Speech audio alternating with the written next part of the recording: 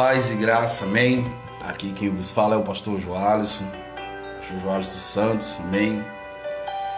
Irmãos, quero vos trazer uma mensagem da parte do eterno, do grande eu sou, daquele que era, que é e que há de vir, amém. No Evangelho segundo escreveu o apóstolo ou evangelista, pregador, médico, Lucas amado, amém? E aqui o evangelista Lucas nos escreve no capítulo 7, no verso 1, ele nos vai narrar uma história linda, maravilhosa de o centurião de Cafarnaum. No capítulo 7, verso 1 em diante, diz assim: E depois de concluir todos esses discursos perante o povo, entrou em Cafarnaum. E o servo de um centurião, a quem este muito estimava, estava doente e moribundo. E quando ouviu falar de Jesus, enviou-lhe uns anciãos dos judeus, rogando-lhe que viesse curar o seu servo. E chegando eles junto de Jesus, rogaram-lhe muito, dizendo: É digno de que lhe concedas isso, porque ama a nossa nação e ele mesmo nos edificou a sinagoga. E foi Jesus com eles, mas quando já estava perto da casa, enviou-lhe o centurião uns amigos, dizendo-lhe: Senhor, não te incomodes, porque não sou digno de que entres debaixo do meu telhado. E por isso nem ainda me julguei digno de ir ter contigo. Diz, porém, uma palavra, e o meu criado sarará. Porque também eu sou homem sujeito à autoridade, e tenho soldados sob o meu poder. E digo a este: vai, e ele vai, e a outro: vem, e ele vem, e ao meu servo: faz isto, e ele o faz. E ouvindo isso, Jesus maravilhou-se dele, e voltando-se disse à multidão que o seguia: Digo-vos que nem ainda em Israel tenho achado tanta fé. E voltando para casa, os que foram enviados acharam são e salvo o enfermo. Glória a Jesus. Glória a Deus. O nosso Deus, Ele é poderoso para fazer infinitamente mais. Glória a Jesus.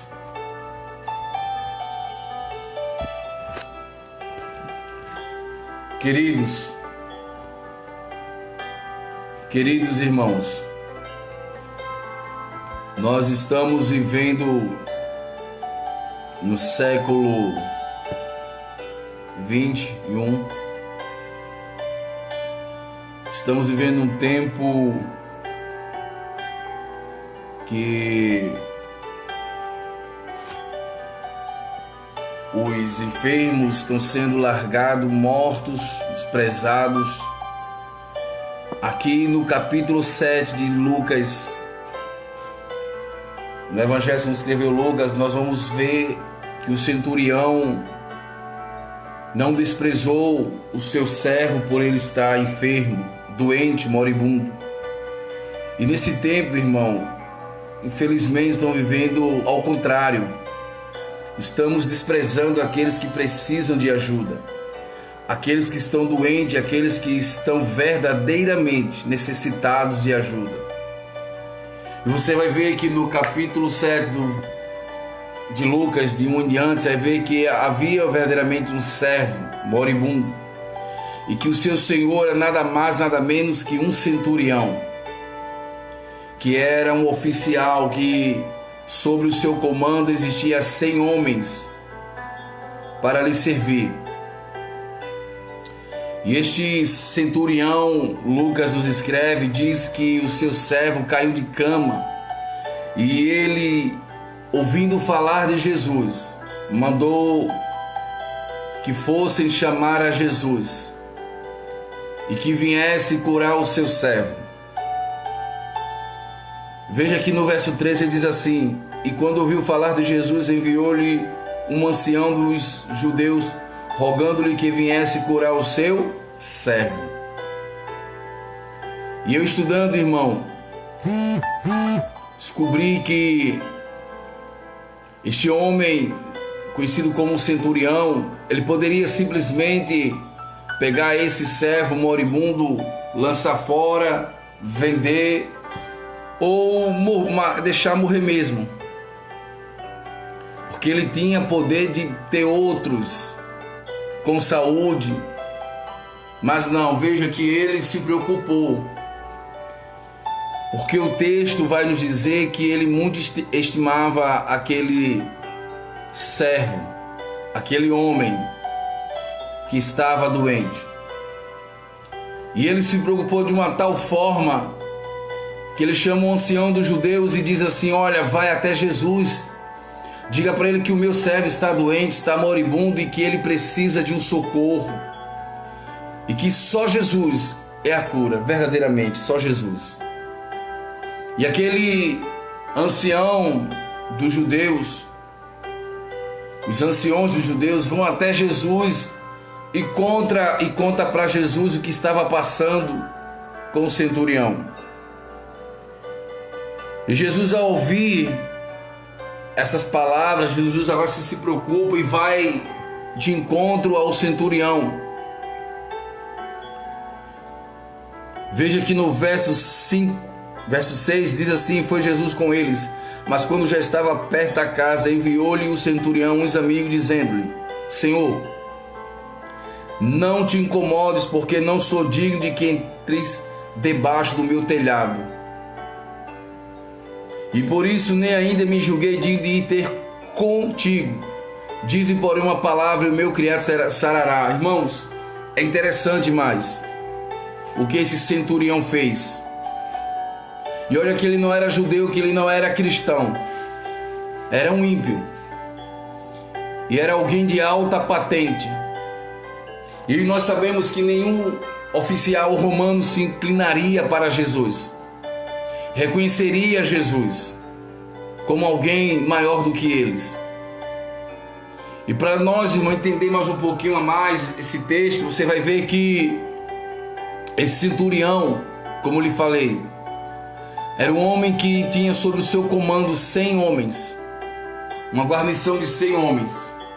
Ele poderia fazer muito bem o que lhe viesse na mente com aquele servo.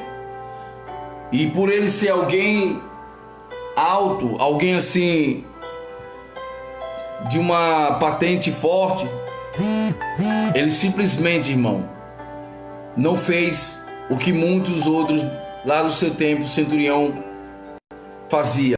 Desprezava, jogava fora, vendia, dava um jeito, mas não queria. Mas ele não, ele mostrou a diferença. Sabe o que ele disse? Que esse servo servia. Quando ele mandava o servo fazer alguma coisa, o servo ia e fazia. E sabe o que eu entendo aqui? É que ele reconheceu, mesmo sendo alguém alto, forte, no seu poder, ele não lançou fora quem um dia lhe ajudou, quem um dia lhe estendeu as mãos, mesmo sendo servo. E estamos vivendo num tempo, irmão, que nós desprezamos por causa de uma enfermidade espiritual as pessoas hoje, por causa de um problema físico, porque a pessoa não tem condição Mas um dia essa pessoa nos ajudou. Um dia essa pessoa estendeu as mãos para mim, para você. Um dia essa pessoa Deus usou para nos ajudar, e hoje nós simplesmente estamos rejeitando, porque pecou, porque falhou.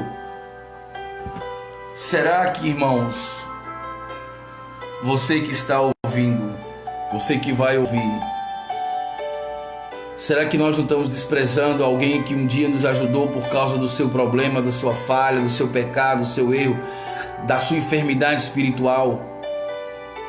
E por nós se achar melhor do que aquela pessoa, o desprezamos? Será que não é assim hoje? Será que não tem muitos servos centuriões hoje desprezados pelos seus defeitos físicos, pelas suas incapacidades espirituais, porque não pode mais proporcionar o que nós queríamos? Veja que esse homem não desprezou. Ele, ao contrário, ele buscou de toda forma a cura daquele seu centurião, daquele seu servo. Ele se esforçou em querer ver a cura do seu servo.